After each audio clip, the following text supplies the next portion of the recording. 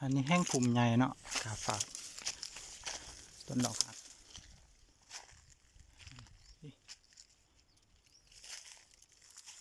ใหญ่แห้ง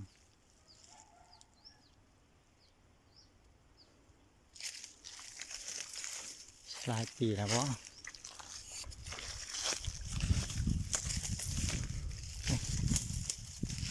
อันนี้กลุ่มใหญ่เลยกาฝากต้นดอกหักเนาะมีหลาย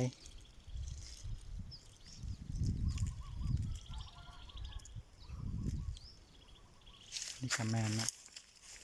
เพราะว่าแถวนี้เป็นต้นดอกหักเบิดเนาะแถวนี้เป็นป่าดอกหักดอกหักพามาเบิ่งอันนี้กระแมนอันนี้นี่กระแมนกาฟ้าอยู่ในต้นดอกหักอันนี้กระแมนหลายฝากนี่เนาะแมนเบิดแหละเนี่ย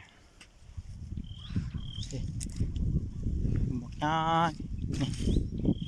กระแมนเนาะอยู่ในต้นดอกหักแล้วเนี่ยหลายคนก็จะบกคอยเคยเห็น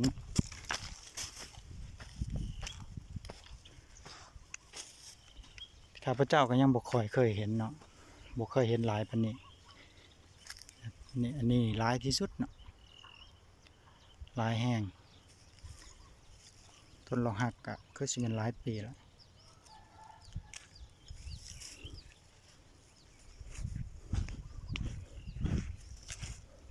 นี่แต่ต้นดอกหักทั้งนั้น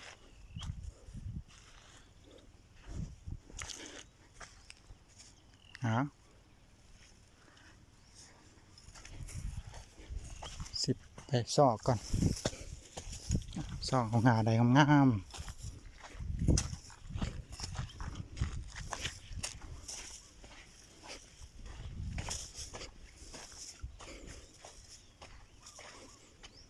ต้นนี้ก็ใหญ่ดี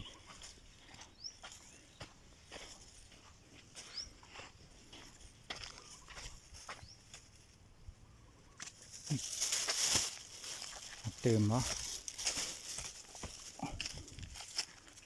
นี่เนาะ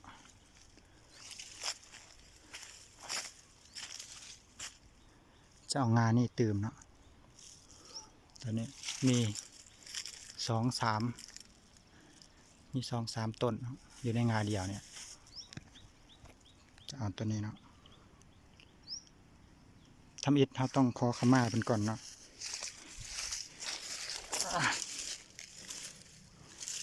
นี่นะ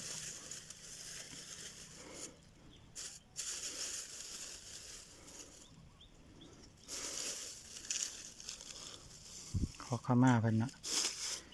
มีเทียน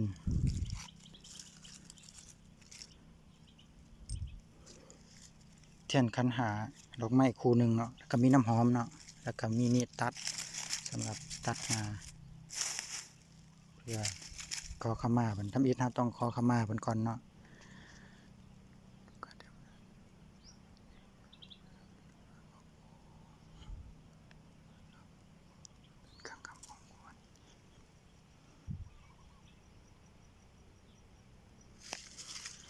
หลังจากขอขมาอธิษฐานแล้วก็จะได้สิบน้ำหอมใส่งาจากนั้นก็เริ่มพิธีตัดนะ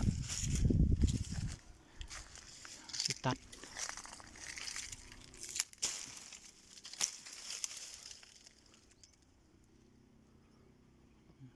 ตอนนี้ก่อนเด้อเพราะว่า